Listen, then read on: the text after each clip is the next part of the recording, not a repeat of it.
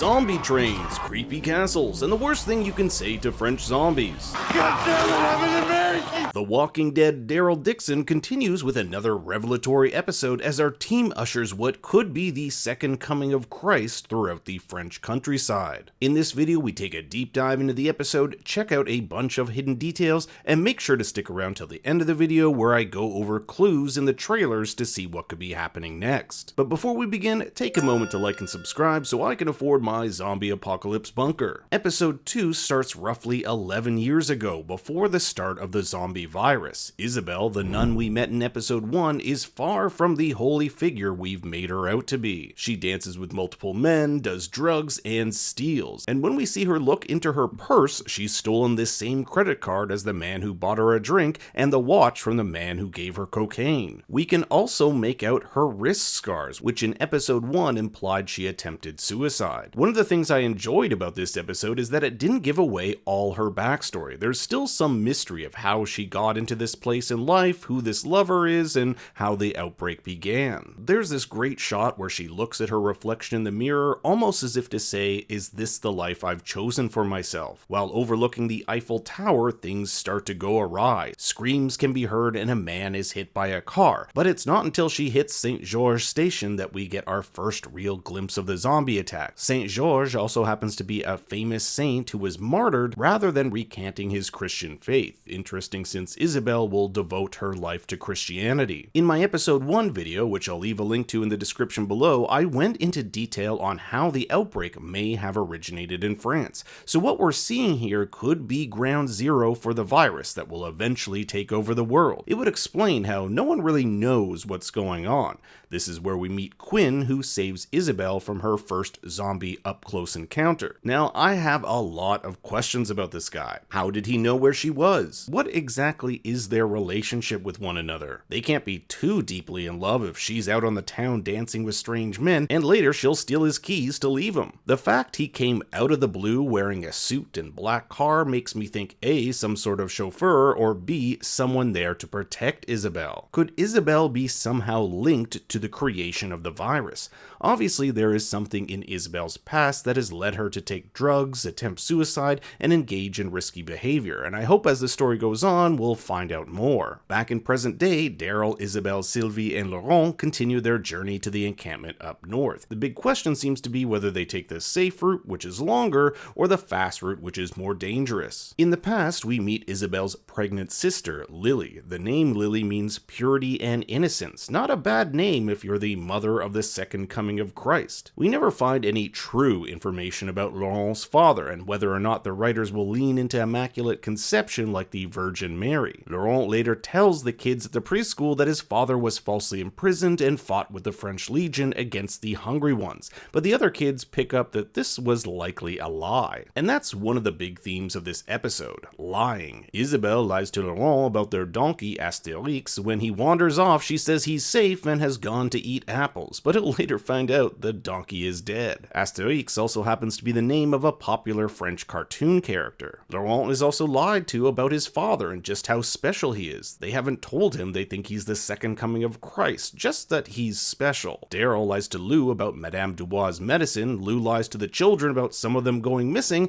and Isabel lies about DARYL being a priest. It's just lies all around. More of Isabel's shady past is revealed when we see her retrieving a hidden box underneath the fireplace filled with cash and jewelry. It looks like she was saving up for something and didn't want any of this money in the bank. Here we see a young girl who talks about her father having gone missing. If you stick around to the end of the video and my trailer section, you might just find this isn't the last time we see her. As DARYL and the gang let Asterix go, DARYL wonders why Isabel doesn't tell Laurent the truth, that the donkey is likely dead, but she responds, "You don't have children, do you?" DARYL is commonly perceived as a lone wolf character, and although he's never had children of his own, became like a surrogate father to Judith and RJ. This conversation, however, is short-lived as the gang is attacked by a group of teens who take them to a preschool that has been turned into an orphanage. Here, a girl by the name of Lou is in charge after Madame Dubois has taken to illness 6 months prior. When Isabel says they're religious people, Lou makes them recite St. Joseph's Prayer as a sort of test, an interesting choice since Joseph was was the father of Jesus. This prayer is all about asking Joseph for strength and protection, so if Laurent is the second coming and Daryl becomes this father-like figure to him just like Joseph was to Jesus, you can start to see the significance of this prayer. Currently, there are 18 children here who hunt and grow food to survive. However, a local raider they call La Tarasque, named after a French mythological dragon, has hoarded all the supplies and cooped himself up in a nearby castle. With their donkey eaten, Daryl thinks this might be a good place to find a replacement and makes a deal with Lou. Show him where the castle is and he'll get medicine that can save Madame Dubois. Of course, this is a lie. He knows Dubois is far gone and no medicine will save her. He just wants that ass, donkey, to get back on his way. After watching an episode of Mork and Mindy, a show about an outsider living in a strange world just like Daryl adjusts to France, we can see in his face how his decision to lie affects him. Later, Daryl will end up getting those medical supplies even though they'll do no good. It's decisions like these that really show how nuanced his character is. Mork and Mindy also happens to be the show Daryl and his brother Merle, who you may remember from season 1,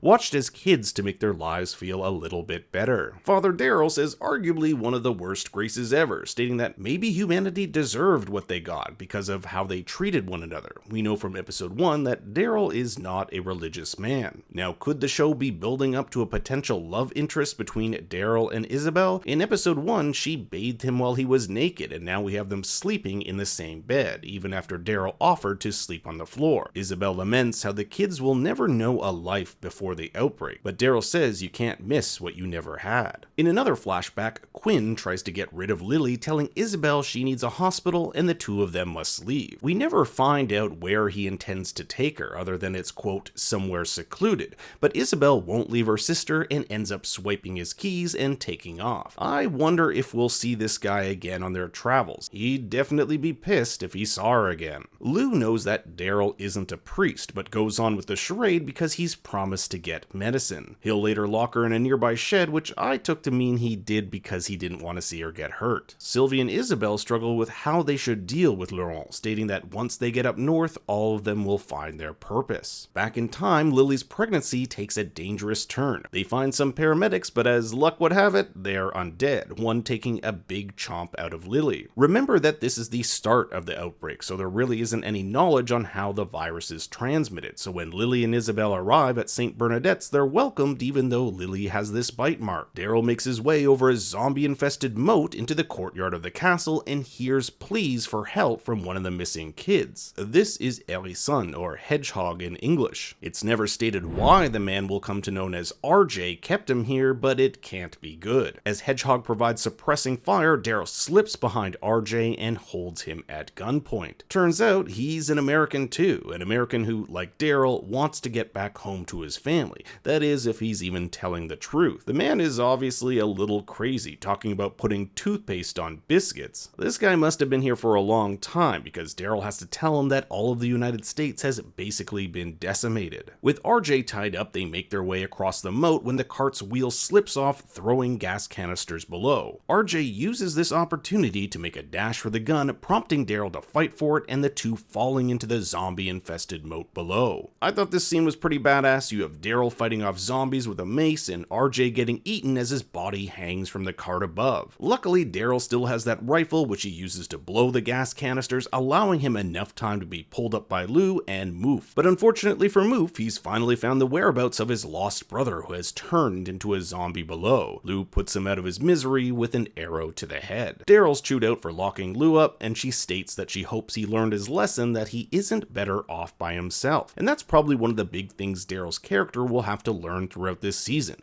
He must turn away from his lone wolf tendencies and learn to trust others if he's going to grow as a character. Back at school, Madame Dubois has passed away. Daryl offers to stab her in the head before she turns, but Lou has the strength to do it herself. Outside is a makeshift shrine to those they have lost, now with the addition of Madame Dubois. You'll notice the kids do this. Nanu, nanu. Nanu Nanu is the term used in Mork and Mindy for goodbye. Until next week, Nanu.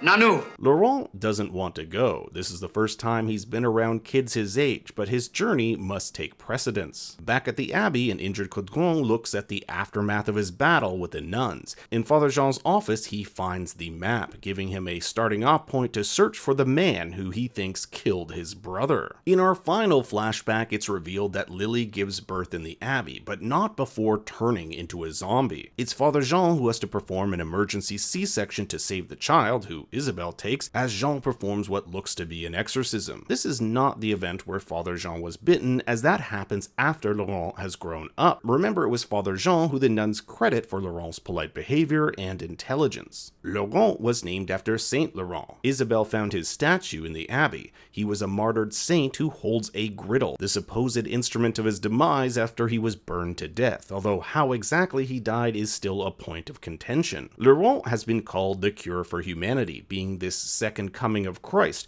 but what if he's the literal cure? His mother carrying him while turning into a zombie may have given him special antibodies to protect against turning into the undead. I could totally see him getting bitten later in the series and not turning into one of them. And I don't consider this a spoiler because it happens in the first episode, but it's kind of similar to what happens to Ellie in The Last of Us. Now we get to that point in the video where we take a look at the season's trailers to look at clues as to what could happen next. Keep in mind, I won't be covering every shot, just the ones that pertain to new information we got this episode. With Caudron picking up the tape recorder at the end of the episode, it looks like he brings it to Genet, who we saw at the end of episode 1 ordering her men to find Daryl. Caudron will be put on the case, especially since he knows the route they'll likely take. Episode 2 also confirmed this season will have flashbacks, and the trailers show Daryl on that tanker he escaped from, so we'll probably get a lot more insight into how exactly Daryl wound up in Europe. Remember this girl we met in Paris? Well, looks like she didn't fare too well. Here she is in zombie form with the same hair braid and beaded necklace. We kinda already know this, but Isabelle and Daryl make it back to Paris. Here we have Sylvie and Laurent captured by Caudron and his men. We don't see Isabelle or Daryl here, either they're off to the side or somewhere else getting ready to save them. Here's the cart making its way past the Pantheon in Paris. Fun fact, Simone Veil, the name the preschool in episode 2 is named after, is buried here. You can see this banner reading Fouillez, which means flee. Now take a look at this guy.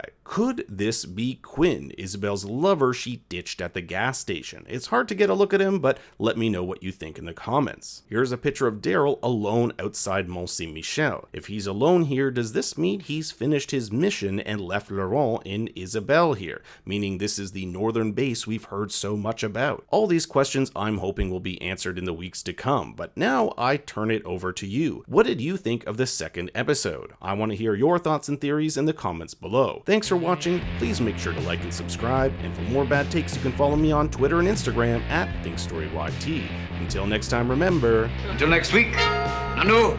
Nanu!